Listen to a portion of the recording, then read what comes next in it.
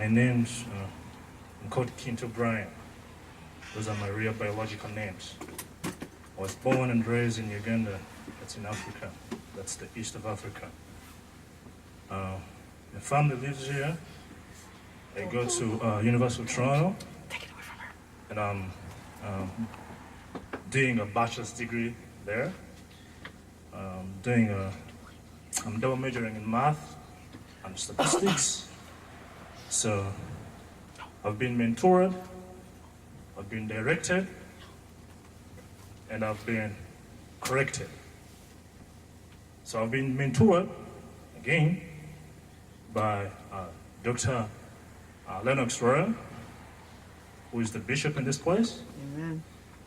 I've been corrected by Dr. Lennox Royal again.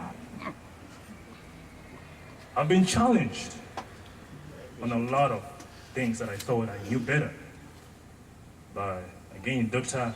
Lennox Royal, bishop. But at the end of the day, I've been introduced to God Amen. in a much more challenging way by Dr. Lennox Royal again. Amen. So everything, as you can hear, is all about Lennox Royal. Lennox Royal. Oh, it's the God. What about the rest? What about Sister Baseball, Sister Dan? What about Brother Roy? What about Sister Lisa? What about everyone else? What about me? What have I done? Because for some reason, to say that you've been corrected, it also presupposes that you also did some work within yourself for you to get to the point of accepting someone else's view or their understanding. It takes that work.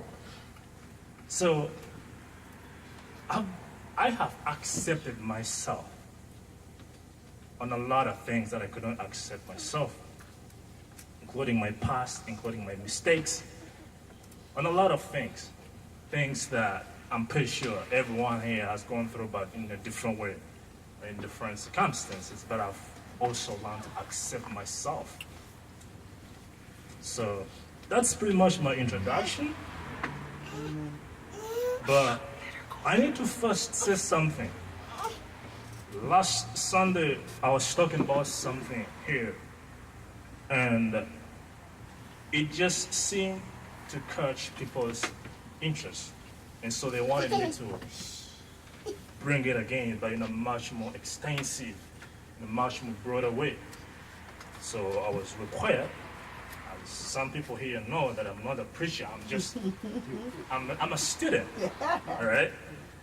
So along everything that we're going to talk about is that I'm not going to preach. But what we are actually going to do is that we are going to learn, or we are going to think together about these things. But before I introduce these things, I want to first say something that I had forgotten to talk about.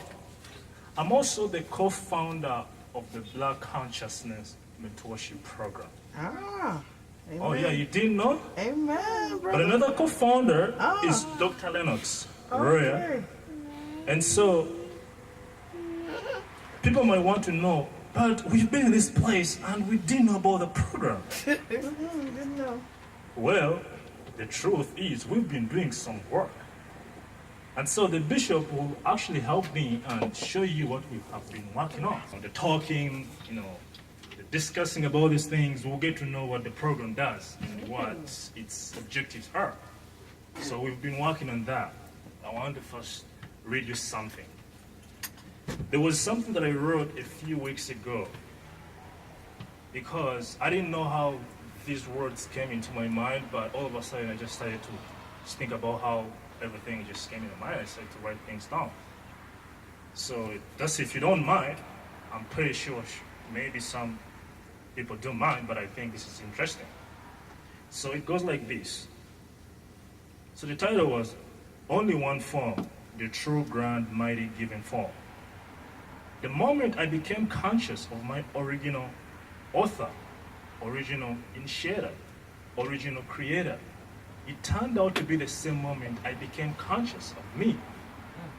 Folks, we live in a world that out of your will, it finds you in all sorts of forms. For instance, a man can act one thing when he's away from his own chosen surroundings and act another conflicting thing when he is within his own surroundings. In surroundings where he doesn't get to choose the conditions, a man has to deal with her, that form that the world has assumed and defined of him, and for the sake of his own survival in such a bounded world, he must use such a form according to the rules set by the world, and if he fails, he is accountable for not using such a form that the world had assumed and defined of him. Now, for him to actually use his own form, most of the times he has to be the stepping stone for the survival of other forms. And very few times, if he acknowledges that form given to him, if he acknowledges the form given to him, will hold him accountable for not having used it. He turns into the stepper, since at the end of the day, the world commands results, and if he fails to do so, that leads to his destruction. I don't know how those words came to me, but I have a question that I would like all of us to think about. We all say we understand how things are. We all say, wow, I love my God. But I'm going to tell you something that I've been thinking about ever since I got here. Something that I was trying to point out last Sunday.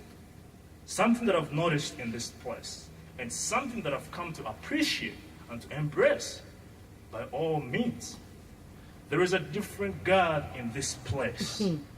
There are two different gods if you look at them. There's a God out there, and there is a different God in this place. There's a God out there. There is a way that people make you feel that the God out there, by someone or another, you're limited. You cannot understand who that God is. You can't even get close to who that God is. He's a God of miracles. They make you feel like as if you can't be close to God. You can't even understand God. In short, they tell us God is a mysterious God, which for some reason limits our understanding. They make it seem like everything is a miracle.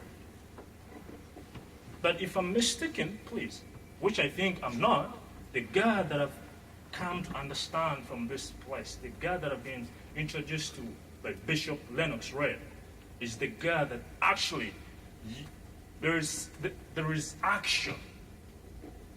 There is action. You cannot just sit back and wait things to get better without you actually doing those things. Amen. A prayer is not enough. You have to change the circumstances. You have to do what it takes. If it takes financial planning for you to get out of debt, you have to do that, because you cannot pray to God to send you $1 million. There's no such thing, people. This is a realistic world, and we have to look at things from a much more realistic way. So now we have to ask ourselves this question: who are we? I'm just sick and tired of this notion that we are kings and queens. Wow! Wow, okay. Let's take that claim. One of the things I love about doing math is that there's a field of math that you can prove a claim. But the way you would prove a claim, you would actually assume the claim is true. Then you'll have to go forward and provide a proof. Wow, we are kings and queens. Okay. What if I ask you, what kings and queens are you referring to? What kings are you referring to, and what queens are you referring to? Well, if that's true, if what you're saying that we are kings and queens, okay, fine. Now, let me ask you this question again. Did we ask to be kings and queens? The kings and queens that I'm seeing in this world is the kings and queens who are promoting a tyranny. It might be true that we are kings and queens, but we should be kings and queens to non-human things. We cannot be kings and queens over people, because now we are going to introduce subjection. We are going to keep, causing more problems on one another, because that's what kings are always doing. They're always trying to find ways of, taking up someone's throne. And so we have to go back and look at that concept. We have to go back and look at that, and look back at that notion very carefully. Are we really kings and queens? Are we? And if that's the case, to whom are we kings and queens?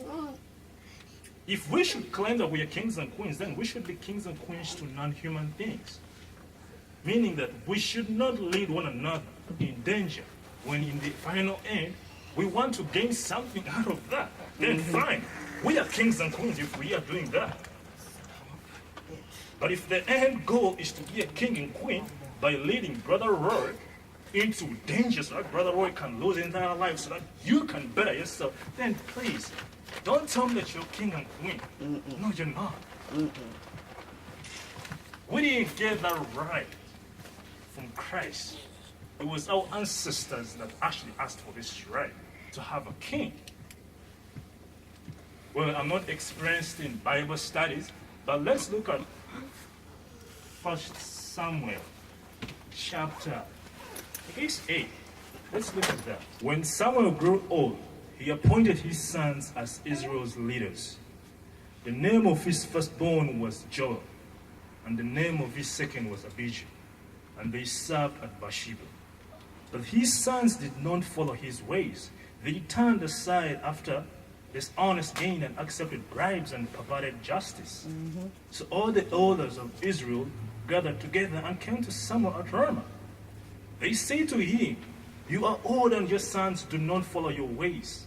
Now appoint a king to lead us, such as all the other nations have." But when they say, "Give us a king to lead us," this displeased Samuel. So he prayed to the Lord, and the Lord told him, Listen to all the people are saying to you. It is known to you they have rejected, but they have rejected me as their king, as they have done from the day I brought them up out of Egypt until this day, forsaking me and serving other gods. So they are doing to you. Now listen to them, but warn them sorely and let them know what the king who will reign over them will claim as his rights. Samuel told all the words of the Lord to the people who were asking him for his rights. He said, "This is what the king who will reign over you will claim as his rights. He will take your sons and make them serve with his chariots and horses, and they will run in front of his chariots. Some he will assign to be commanders of thousands and commanders of fifties, and others to plow his ground and reap his harvest, and still others to make weapons of war and equipment for his chariots. He will take your daughters to be perfumers and cooks and bakers. He will take the best of your fields and vineyards and olive groves and give them to his attendants. He will take a tenth of your grain and of your vintage and give it to his officials and attendants. Your male and female servants and the best of your cattle and the donkeys he will take for his own use. He will take a tenth of your flocks, and your souls will become his slaves. But when that day comes, you will cry out for relief from the king you have chosen, but the Lord will not answer to you in that day." But the people refused to listen to Samuel. "No," they said, "we want a king over us. Then we will be like all other nations, with a king to lead us and to go out before us and fight our battles." When Samuel heard all that people say, he repeated it before the Lord. The Lord answered, listen to them and give them a king. Then Samuel said to the Israelites, everyone go back to your own town. This is what the king does. He takes almost everything that you treasure. Amen. So what I'm trying to go back, or what I want us to think about is that we have to go back and redefine these concepts. We have to go back and really self-educate ourselves on these concepts, because these notions, they no longer serve their purpose. These notions, they no longer give us hope. Because when our ancestors asked for the kings, this is what happened, and this is what's happening. This is why we have these government systems. This is why we have systems that are always crippling our growth, our prosperity.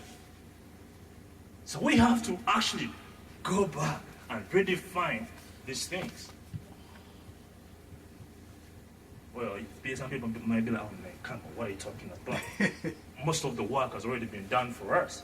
No, the work that you're complaining or the work that you're claiming hasn't been done for us. We have to do the work. Yes. Amen. We have to redefine these phrases that we use in our daily lives. People, if we are going to be kings and queens, we should only be kings and queens to non-human things. To the things that we don't have a right to life. I cannot be a king to Dr. Linus Royer, because the Bible itself says, yeah, this is what a king does. And in the final end, this is exactly what I'm going to do. So what am I required to actually become a king? Well, we have to think together on that. Like the thing is, who are we? When we look in the real world, we get ourselves together to that point of saying, man, we are kings and queens, man, we shouldn't be doing this, we shouldn't be going through this. We are kings and queens. Right.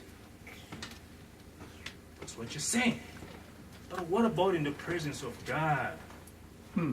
Are we still kings and queens? Are we? We are not. If we are to be honest with ourselves, we are not kings and queens in the presence of God. To me, that's my claim.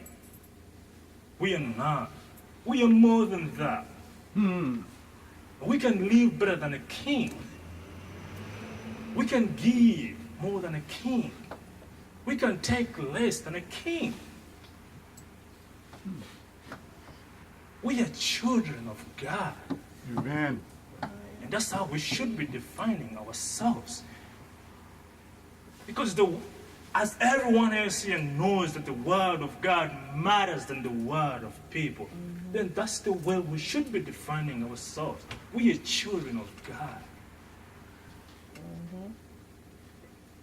Now that we have excluded the fact that we can no longer live and act as kings and queens in this world, well, let's go back home. Now, what home is he talking about? Let's go back home. I know we've all had this story of the prodigal son. Which for sure I won't even repeat this. But we are the prodigal children. Because we have put ourselves in a position of getting caught up by the things of this world. That without you finding something in this world, you feel like everything is over. You feel like even God that you believe in doesn't really make sense. We have been so caught up by these things. So we need to go back home. We need to go back home because our Father, I'm talking about our Heavenly Father,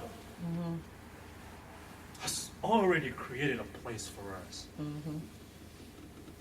A place that I'm pretty sure He checks on every day to see if we are back. Yeah, they'll be back. They'll be back. Let them first wander with those things of the world. They'll be back. We need to go back home. We are tired of running from this world. We are tired of being called all sorts of things. We are tired of being labeled from one century to another. We are tired of not finding ourselves. Let's go back home. It's always a good thing for a child to go back to his father's place and request for some advice. Let's go back home. But wait. You're saying we should go back home, but will God accept us? Aha! Given all the things we've done, given all the number of times we have actually avoided God, given all numerous times that we have said there is no such thing as God, will God accept us? If God will accept us, then what are we required to do? Should we, just say, okay, God, I'm sorry I did this, please forgive me, please keep... There is something we need to do. We have to do some work. What is it? What is it? Because we have been running from one place to another, we've been trying to find a place where we truly belong. But every place seems like as if someone already has a title on it. So we need to stop running. We need to now to face the world. Yep, no more running. No more running. No more running. Time has come. No more running. No more looking away. No more, when I was coming in here, I heard Sister Biz, she said that there is always a time to be silent. And there is always a time to look at something. Well, we need to find that time. Not to be silent about the things that matter to us. We need to stop running. Let's go back home. Okay, me, I'm going home. Mm-hmm. How many of you guys will join me? I'm going home. Mm-hmm. Anyway, let's see. What are we required to do to be accepted by God? So chapter 7 from verse 17 to 24. Yep. Amen. As God has distributed to every man, as the Lord has called everyone, so let him walk. And so ordain I in all churches. Is any man called being circumcised? Let him not become uncircumcised. Is any called in uncircumcision? Let him not be circumcised. Circumcision is nothing, and uncircumcision is nothing, but the keeping of the commandments of God. Let every man abide in the same calling in which he was called. Art thou called being a servant, care not for it. But if thou may be free, use it rather. For he that is called in the Lord, being a servant, is the Lord's free man. Likewise also he that is called, being free, is a Christ servant. You are bought with a price. Amen. Be not you the servants of men. Brethren, let every man in which is called therein abide with God. Amen. I've seen a lot of people, because they've been introduced to God, they give up on their own families because their families are not supporting their belief. They give up. They're like, no, man, I want to be around my sisters because every single time, I'm just myself. Every single time I'm reading the script, everyone is always trying to override my belief. Everyone is always trying to make it seem like I'm a mistake. No. No. You don't give up your family because you've been introduced to God. You still have to play your part. Amen. You still have to play your part as a parent to raise your kids in a much more respectable, honest, responsible way. You still have to do that job. Yes, sir.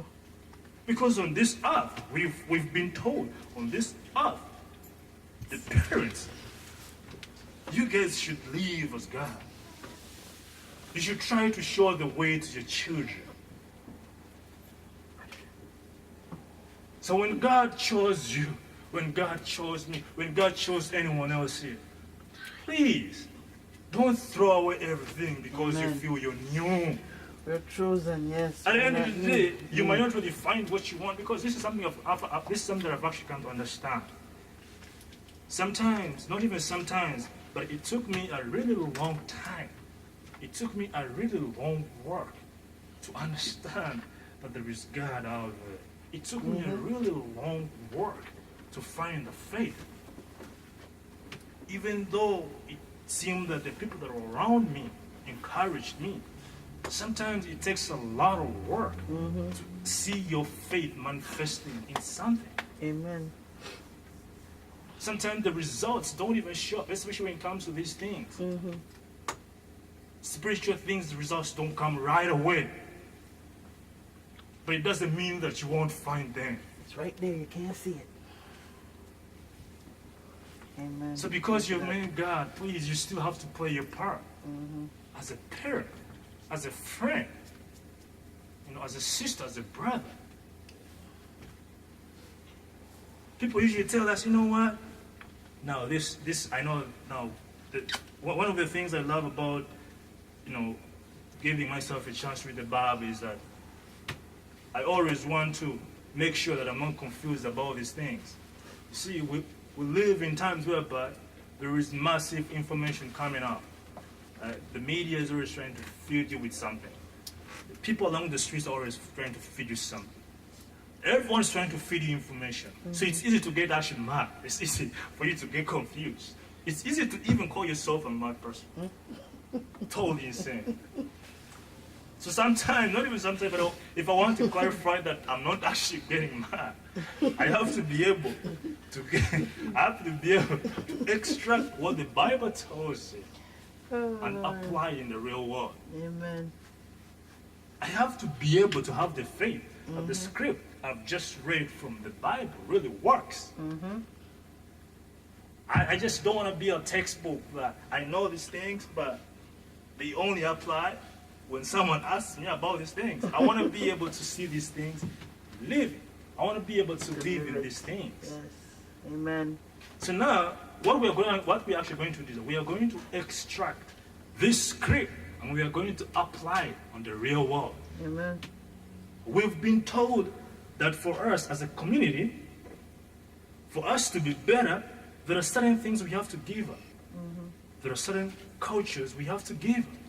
In fact, most people even say that when you're among a particular group, there's a way that you should behave.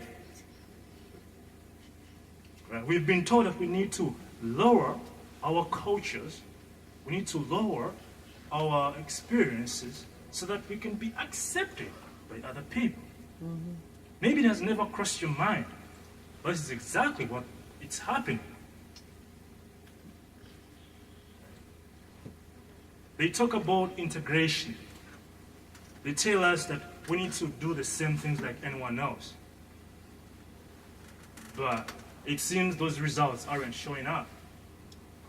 What really turns out is that we give up on the things that have been there for us. We throw away our culture, we throw away our values, we throw away the things that have been there for us, the things that have been sacrificed for us, because we are trying to get into some sort of a group that should accept us for who we are.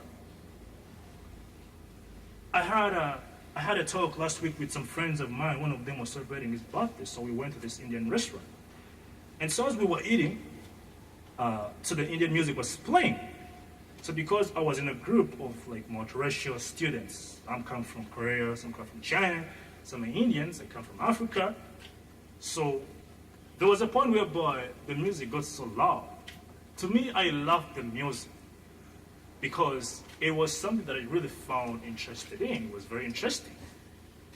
I love good music, especially a lot of music comes from all different genres. But one of the friends, who is pretty much an Indian, started criticizing the music. But this is the music that comes from The our own culture. Right? She started criticizing the music. I don't like the music, whatever. They always sing about the same thing. But that's the music that your people are actually making. And when you're among us, you should be appreciating your culture. You should be appreciating your culture more. You should not try to belittle your culture just to be accepted. Don't be afraid, yeah. Don't be afraid of being proud of who you are and where you're coming from. Don't belittle your culture. Don't belittle your experiences just to feel that involvement, that engagement in a conversation that at the end of the day is not even going to take you forward. At the end of the day, it's not even going to make you better. At the end of the day, it's even going to make you more sad because you will go back home in your darkest places and reflect on the day and you'll be like, man, what did I just do? Was I even realistic? Was I even being honest with myself? Why did I even do that? Why was I trying to be accepted by people who, for themselves, they didn't give up their culture. Yeah. But you went ahead and you give up threw away everything. No, we can't do that, please. Because the Bible, the script tells us here, when God chose us to be who we are, Yes. we should not let go of the things that He bestowed on us. We should not.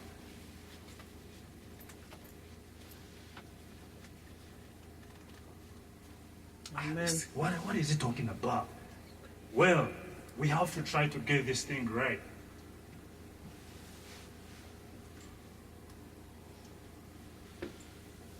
I'm around a bunch of privileged kids who don't care about what's happening in this world.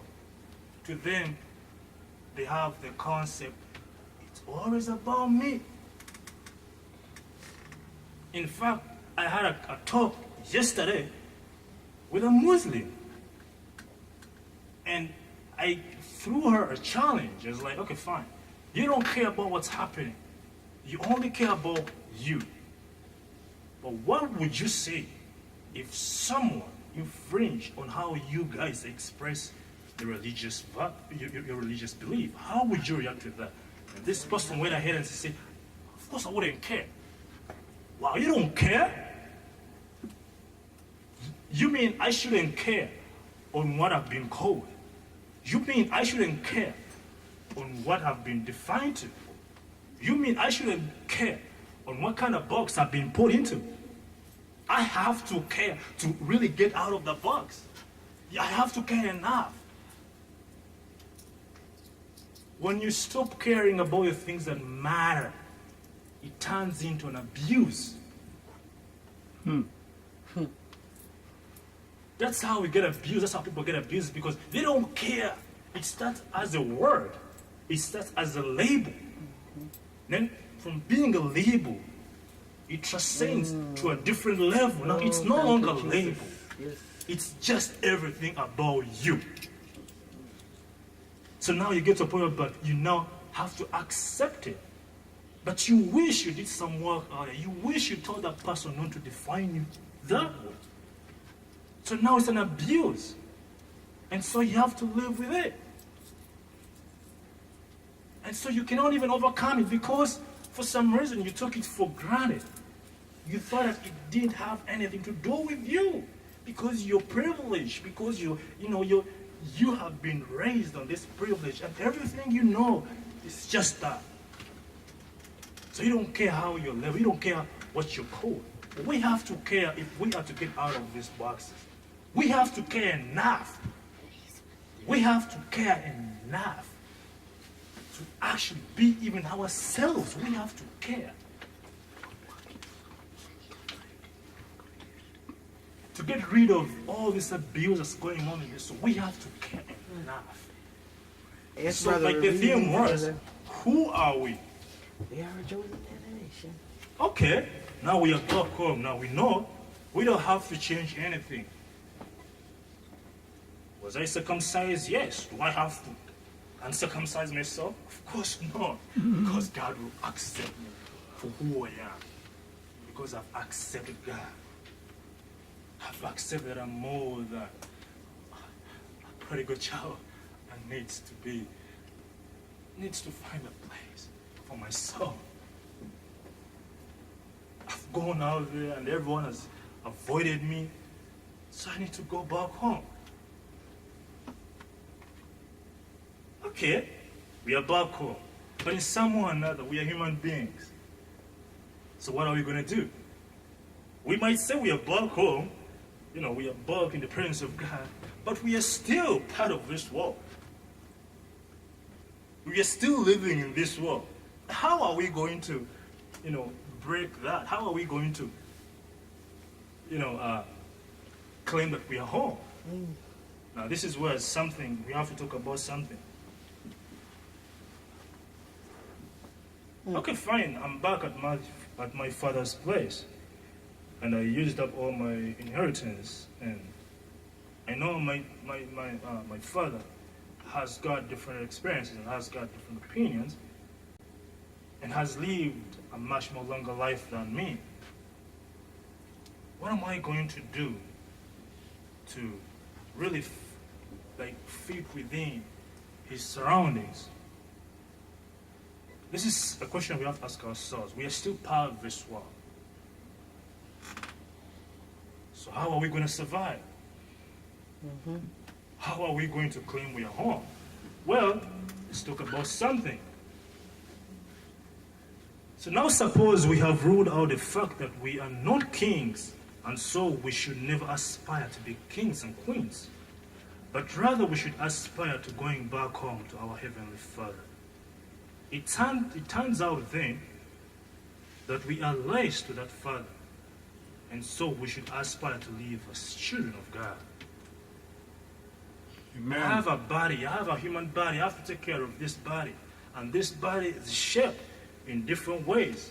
I'm slim, I'm fat, I'm black, I'm white, I'm brown, but mostly I'm black. Actually, the truth is I'm black. Right? And I'm slave.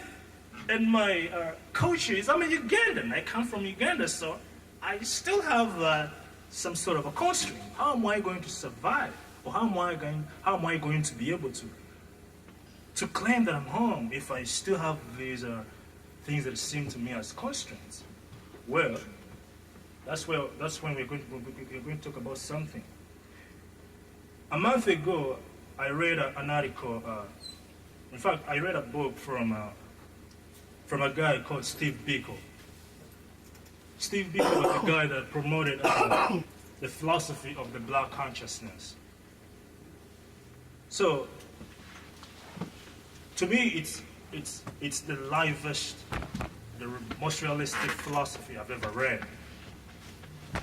Well, some people might say, well, maybe that's the only thing you've ever read in philosophy, but the truth is, I have a good background in philosophy, so I read some interesting philosophy as well, but this was more and more than something I've never read about.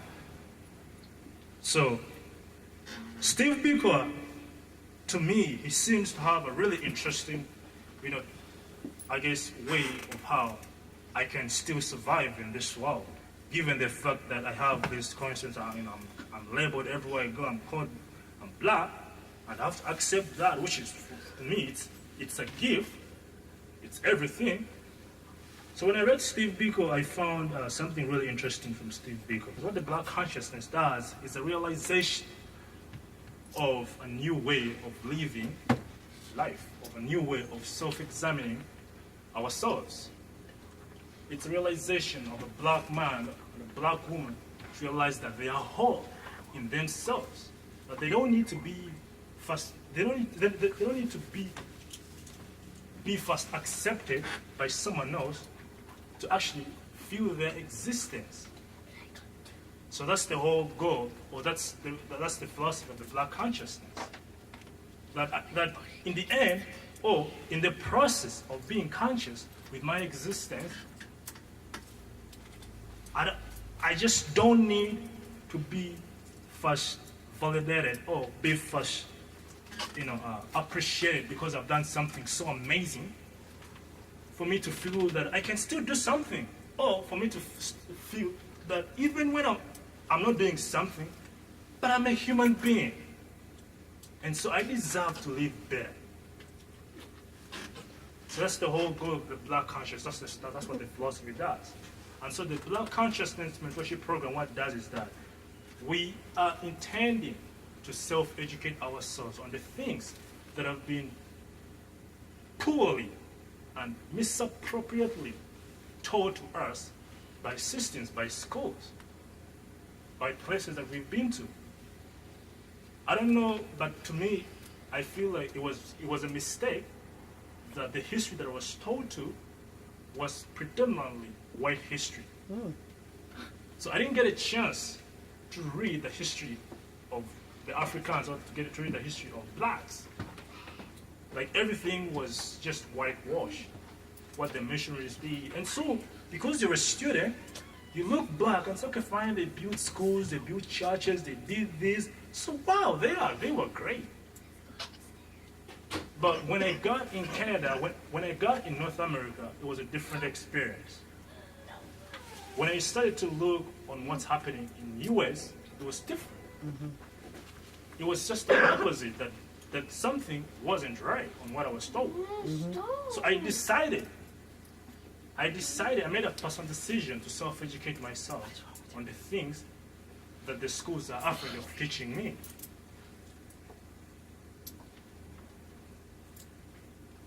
So that's what the program does. The program intends to motivate people to self-educate themselves, Yeah. to re-examine these concepts, to re-examine the things that they believe about themselves. But this is all work. The program invites everyone. There's no age limit, and there's no limit to learning. But you must be prepared to be challenged or to challenge. To me, I found the program very interesting.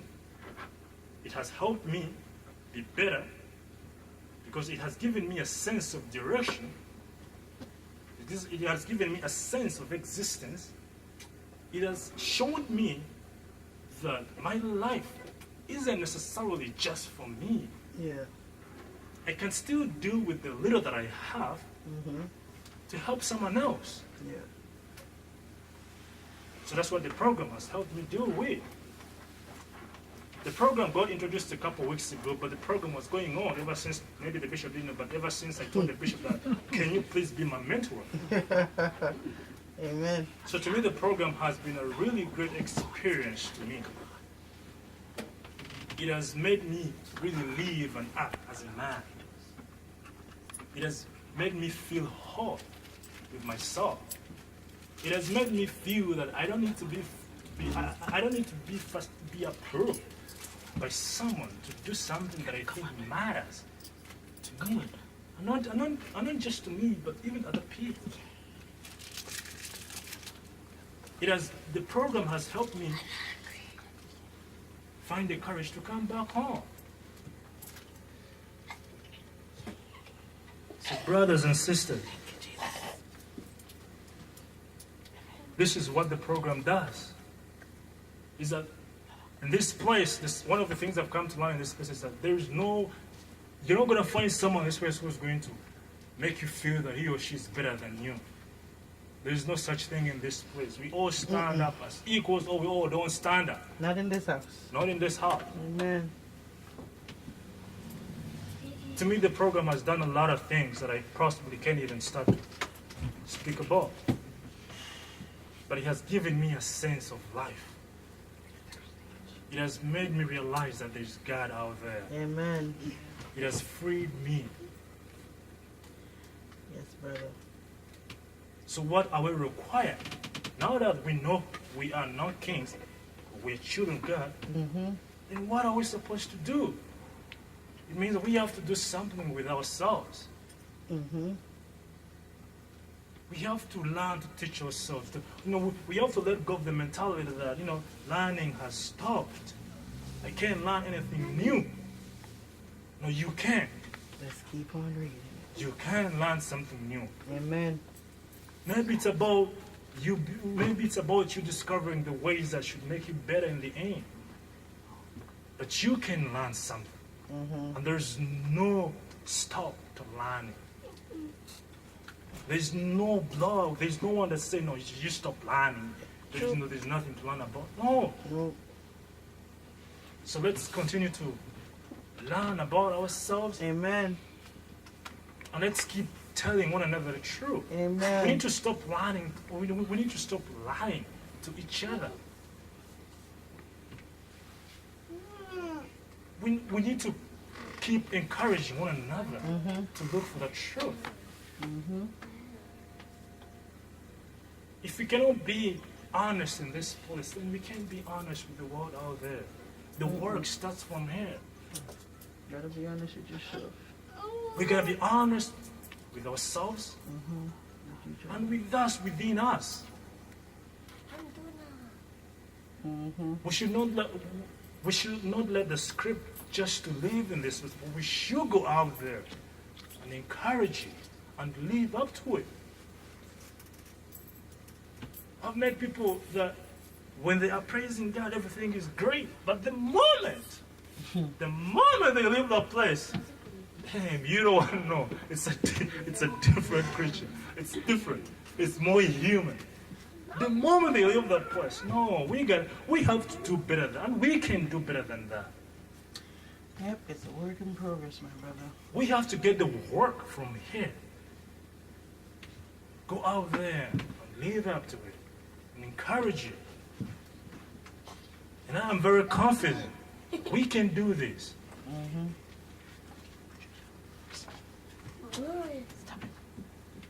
I read a story from I know some of you guys have heard of Webb Du Bois, William Edward Du Bois. Webb Du Bois was a person that I guess I have to read his facts because I know him, so I don't know his life there. But I know for one thing is that Webb Du Bois was the co-founder of National Association Advancement for Colored People in States. But when you take off that, when you go into details and look into his life, Webb Du Bois was a man that his parents could not afford to send him to school. But the community that he came from, they managed to collect some money and sponsor him go to college. And so he went to Fisk University and did a bachelor's degree in history. After he had completed his bachelor's, he applied to Harvard College. But as Fisk University was historically a black university, Webb Du Bois' course grades and everything were not accepted at Harvard College. So the Harvard College told him, no, we can't accept those course grades. But imagine you've spent all this money, which for most part you didn't even have, and you want to go to this college, and the college has told you we can't accept those course grades. You gotta find a way. So Webb Du Bois did some summer jobs, took some summer jobs. He got some loans from friends, some inheritance scholarships, and Webb Du Bois applied to Harvard College again. So he had to restart everything. So in 1890, Webb Du Bois got his bachelor's degree in sociology and history from Harvard College. Well, Webb Du Bois might have given up. But why did he find the courage to do something like that? Why did he persist? How was he determined to give himself a chance? I mean, he already had a bachelor's degree, he could have stopped. But why did he go an extra mile to do that? Well, Webb Du Bois maybe didn't know, but after Webb Du Bois had finished his bachelor's at Harvard College, Webb Du Bois, he didn't know how he was going to find the funds, but he was able to do his master's again at Harvard University. A few years later, he did his PhD at the University of Berlin. In 1895, Webb Du Bois had a PhD, and it's said in African American history that Webb Du Bois is the first African American to ever get a PhD from Harvard University. He went ahead, became a professor in economics and history. He did some work, he wrote some books, he was a civil rights activist, he was a sociologist. Webb Du Bois is the reason why the NAACP is still living, which is an organization that fights for justice for African Americans in states. Well, that to me means a lot. It means something huge. It tells me that no matter what your circumstances are, especially in this generation, no matter where you're coming from, you can still do something better with your life. Amen. Now we have children, this generation, that don't want to push themselves to the limit of learning something. To them, high school diploma is enough. As long as they finish high school, that is it. They don't even want the high school diploma. They don't even want. They want to go out there and do these minimal jobs and think they will be happy. No? Because they're going to get the 8 hours a day. But you're still young. Why don't you give yourself a chance? Why don't you try? Do you even know what you're capable? What if you're going to be the next president, but you don't know? What if you're going to be the person that's going to make your family better? Stop. Why don't you do something with your life? Well, what told me that? Come on, man. Why don't I do something with my life? And I was starting to think, I was like, yeah, boy, you're right. You're right. I have to learn to take advantage of these opportunities because people way back, they have these opportunities.